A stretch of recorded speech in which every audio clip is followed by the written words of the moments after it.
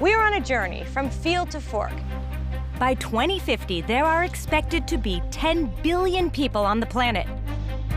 How to feed everyone is a profound question for the whole world and is set to transform farming in the decades ahead. You feel like you are part of the change that could transform the way people eat. From preserving water, the lifeblood that feeds the crops. We've increased our water use efficiency by over 33% in the 20 years. To regenerating the very soil they grow in. This is a liquid fermenter that allows us to scale just a little bit of microbes into a lot of microbes. From sustainable and safe food. Welcome to the largest vertical farm in the world. To protecting the environment and reducing waste. It's an amazing feeling to see that you can contribute to something that will change the world. To explore how innovation and modern agriculture are leading the way. It's fundamentally a game changer for farmers around the world. To reform our land and diet and connecting farmer to consumer.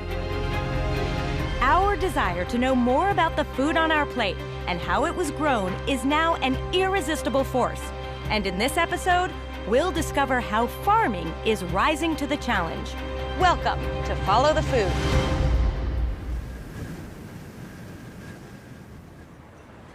As the food industry gears up to meet increasing demand, it's also responding to calls from consumers to increase transparency at every stage of the production process, from the origin of food on supermarket shelves to the methods used on the farm.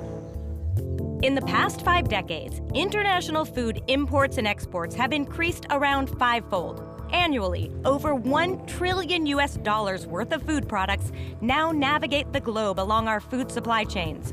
And keeping that food safe and secure is an industry worth an estimated $14 billion. To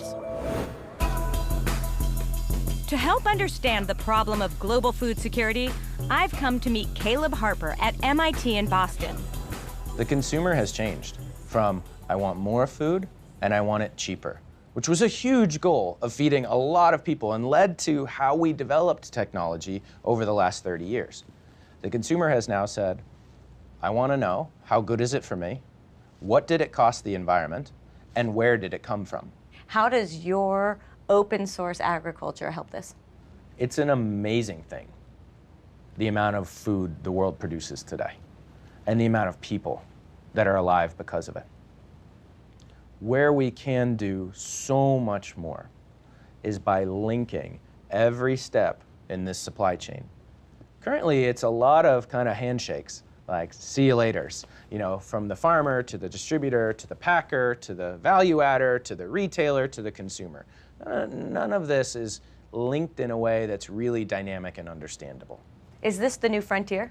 Absolutely. I think the new frontier is you go into a grocery store and you're buying things because of their nutritional value, not because of their marketed attribute, like this is organic, or this is, local, or this is all these kind of marketing terms that have been built up will be replaced completely. I don't think the general consumer has any idea what it took to get that food to them. Now we're asking, where did it come from? How good is it for me? How good is it for the environment? Finding out more about where our food is coming from, Greg Foote has headed to the Netherlands, where there is a drive to bridge the gap between farmer and consumer by creating more openness within product supply chains. This orange juice is special. It's got its own digital record that can tell us a lot about its production. It's known as its blockchain. It's a digital record of the supply chain all the way from producer right down to consumer. And the blockchain for this juice begins almost 10,000 kilometers away in the orange-growing regions of Brazil. We're located in the center of the state of São Paulo, also the heart of the citrus belt in Brazil. Consumers nowadays want to understand where the products that we're buying are coming from. We want to understand the origin. We want to understand if these products have been produced in a manner that we agree with from an environmental standpoint, a social standpoint, and a quality standpoint. We have an integrated traceability system, and in this system, we're collecting information incorporated in the blockchain from growing the fruit, the harvesting, the juicing, the concentrating of the product, the transportation, and finally the distribution. The technology itself has enabled us to be able to give visibility to the end consumer on all of these different steps. This information is vital for us to manage our operation, whether it's our farms, our industry, our distribution, and eventually our delivery. Having completed the ocean leg of its journey, the juice arrives at this bottling plant in the Netherlands. To find out a little more about blockchain, I've come to meet Commercial Director Alexander van Assu. I'm interested in what information you actually get at each step of the journey. Okay. Let's record this as we go. From the port in Santos, Brazil, it's been transported to the port in Ghent. Transport to port, transport across the Atlantic. It gets transported here in big trucks, so we will add the water that was extracted in Brazil. Okay, processing. And what are you recording into the blockchain at this stage? The production time, the batch number, the production date, and this is what leaves our factory. And then it's for consumers to buy.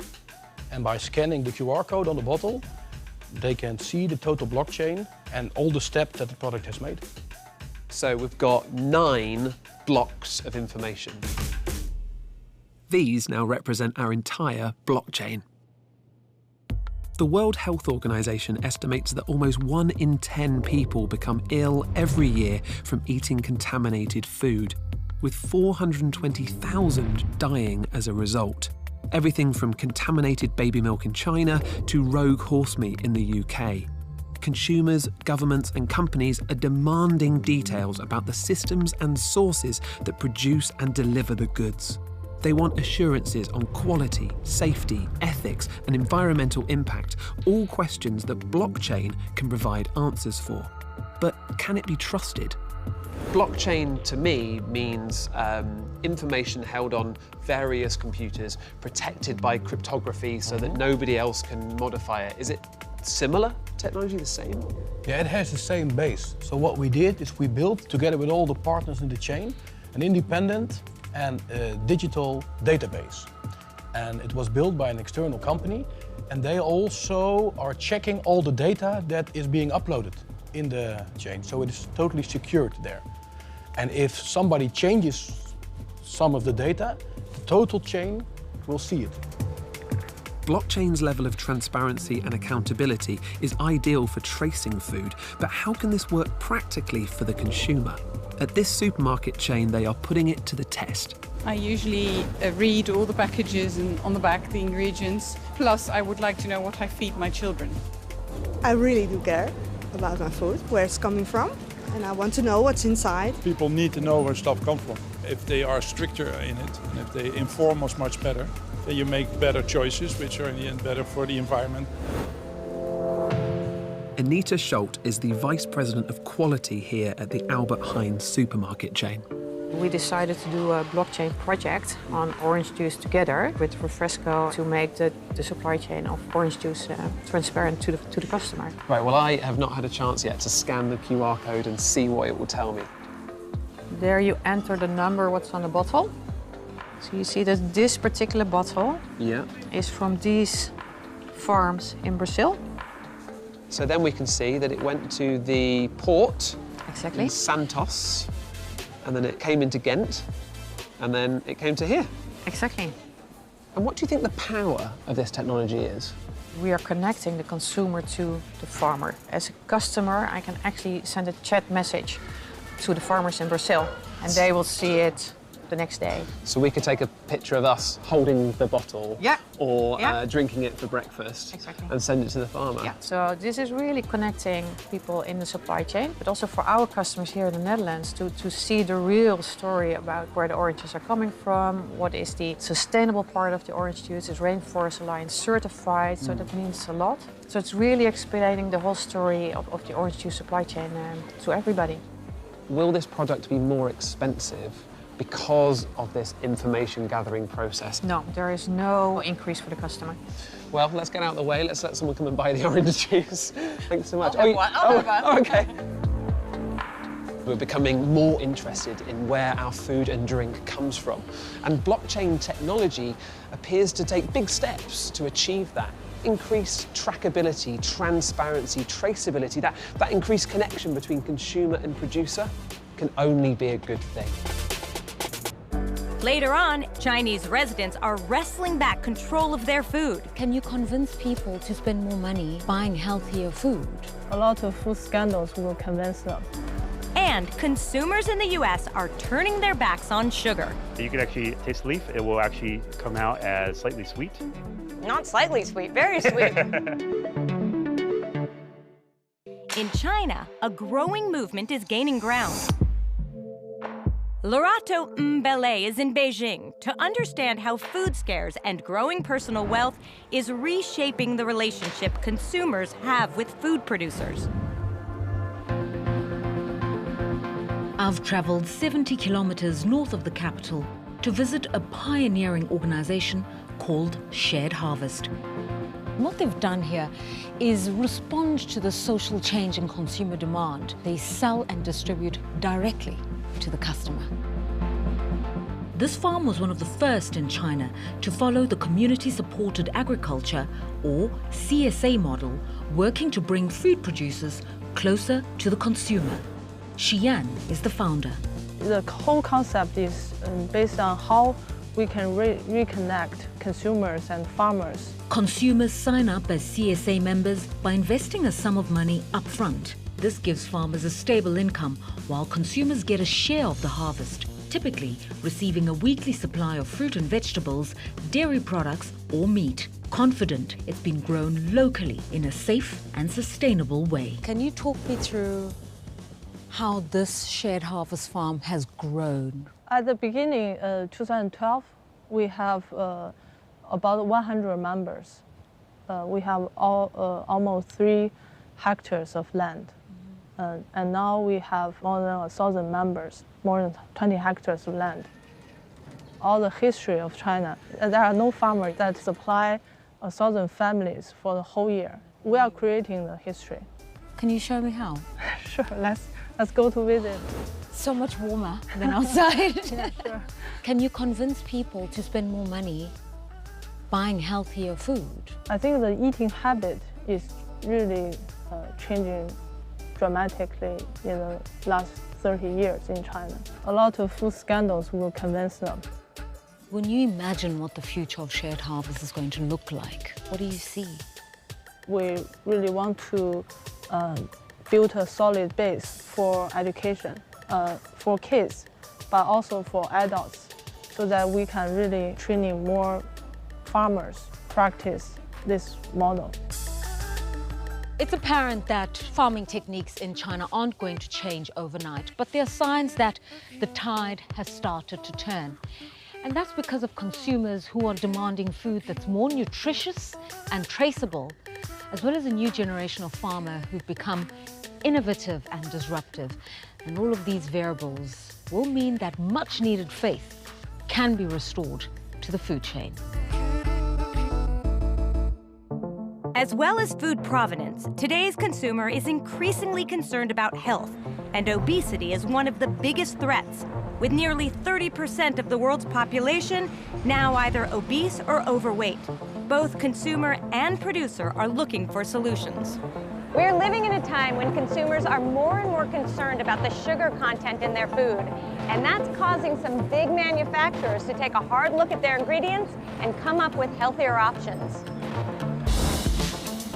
One potential solution may have been found in the breakthrough research taking place on the naturally grown sugar substitute stevia, a zero-calorie sweetener. I've come to Pure Circle, a major stevia supplier to the food and beverage industry, to find out more about this plant. Magomé Malzagov is the company's founder and CEO. Why is stevia better than sugar?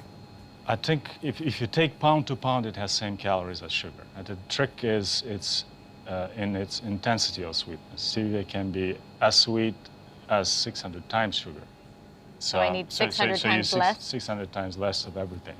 Because you need so much less stevia to make a product sweet, do we need to grow less of it than sugar?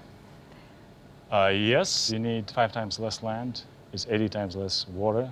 Wow. About 90 times less carbon. In the grand scheme of things, you would need 1 million hectares to remove 30% sugar globally. Stevia was at one time hailed as the perfect natural replacement for sugar and artificial sweeteners. However, it has one major flaw: a bitter aftertaste, which has made it less appealing to the consumer. So this is a stevia plant? This is a stevia plant. What is stevia exactly? Stevia is a all-natural, zero-calorie sugar replacement product that is grown naturally. So this is a plant that you can actually use in a wide range of food and beverage products. Can I taste it? Absolutely. So you can actually taste the leaf. It will actually come out as slightly sweet. Mm-hmm. Not slightly sweet, very sweet, but bitter. Now, after decades of natural plant breeding, the team here have managed to find a way to remove this characteristic to create Starleaf. What is Starleaf exactly? This is a new plant variety that we have out in the marketplace. It has a higher content of better tasting sweet compounds than the conventional leaf. So Starleaf is a sweeter stevia. Sweeter, better tasting stevia leaf. And how did you do that? How do you breed a new kind of plant? We look at a wide range of different cultivars and look for attributes that are improvements over our conventional leaf. So this could be a range from better tasting sweet compounds to grows better in certain climates. There's a wide range of different attributes that we look for. We have a Starleaf variety, which is the new plant variety that we're utilizing right now. All right, so this should be less bitter, right? This will be less bitter. Right, so now this is much more consumer friendly when it Correct. comes to wanting to sweeten our food. Yeah, so what we'll do then is we'll take these leaves, we'll extract out the really good tasting parts of it, and then we'll utilize that for sweetening food products. Increased food production over the past 50 years has helped improve life expectancy, reduce hunger, and global poverty. However, such benefits are being offset by shifts towards unhealthy and unsustainable diets. It's why major food and beverage manufacturers are keen to work more closely with consumers to overhaul our eating patterns by, for example, making treats less calorific. So, could Starleaf replace sugar? The thing I'm most excited to taste is the ice cream. Great. Which we have back here. So this is... There's a chocolate vanilla ice cream that we made that is reduced calorie and no sugar added. That is so good. Great. Again, we're utilizing a lot of the new compounds from our Starleaf stevia, and with the tools from the toolbox in that, we're utilizing that for developing brand new food products. With clear communication from one end of the food chain to the other, producers can understand exactly what consumers want and can work together to develop healthier and more sustainably produced food with confidence. Caleb Harper believes that in order to achieve future food demands, the divide between producer and consumer must change. These are grand challenges that we all have to face. There's not a person on earth that doesn't eat every day. You know, when we think about all the things that we could be working on, agriculture somehow still has this stigma of being old, of being, you know, part of a completely industrial system, and we want to break that up. We want to decentralize it. We want to digitize it. We want to offer it to more people because the problems that we're facing are incredibly serious for the survival of humanity. In the future, it will be more important than ever to make sure the right food is getting to the right consumer. By reducing the information gap between field and fork, we will change the nature of our economies and alter consumer behavior the world over.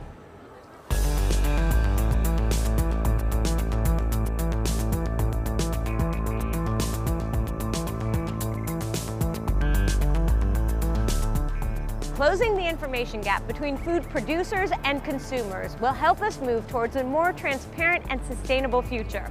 Find out about exciting innovations and changes taking place around the globe at bbc.com/followthefood.